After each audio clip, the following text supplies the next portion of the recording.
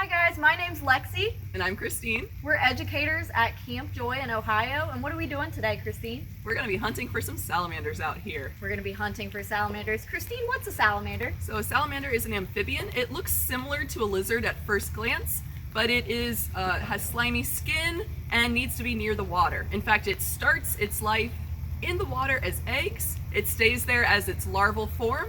And then as an adult, it wants to stay nearby because its skin has to stay damp for it to be successful in life.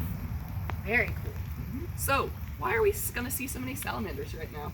Good question, Christine. The reason we see so many salamanders in Ohio during the early spring, the temperatures are starting to rise and it's nice and warm and there's a lot of rain, and that is the perfect environment for salamanders to come out. Just like Christine said, salamanders are amphibians, which means they're ectothermic. They're cold-blooded, so they don't produce their own body heat. They need to get that from the environment.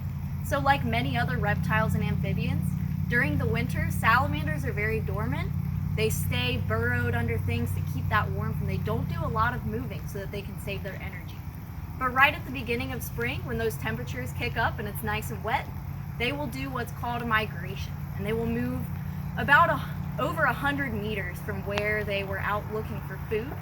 And that's a pretty epic journey for a salamander, considering that their legs are only about 2 centimeters long. So it's a long way to go.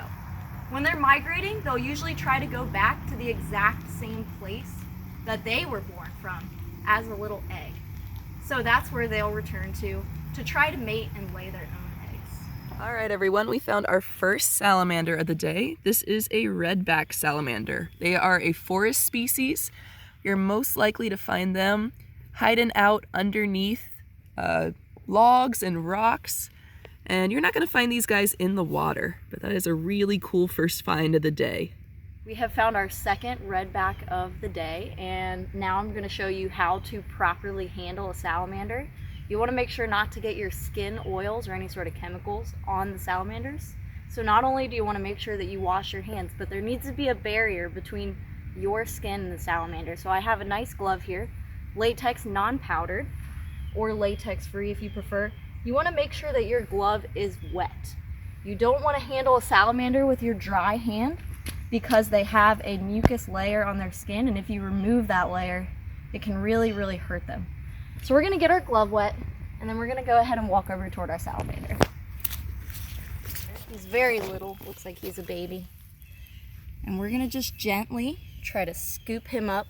You can use a leaf to sort of prod him in the direction you want him to go.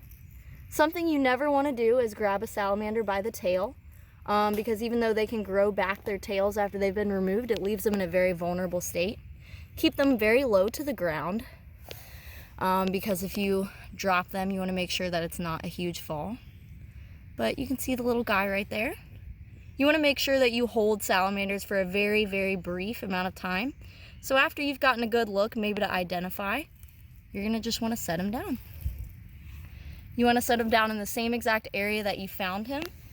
And any logs that you remove to look for salamanders, you want to put those back. You want to put logs and rocks back gently, because a log or a rock is someone's roof. So we don't want to destroy those homes. So we have found 2 more redback salamanders, and you can kind of get an idea of the size difference. The one to the top of the screen is probably younger, has just become an adult. And the bigger one down towards the bottom has probably had some time to eat and grow, but they can actually get even bigger than this.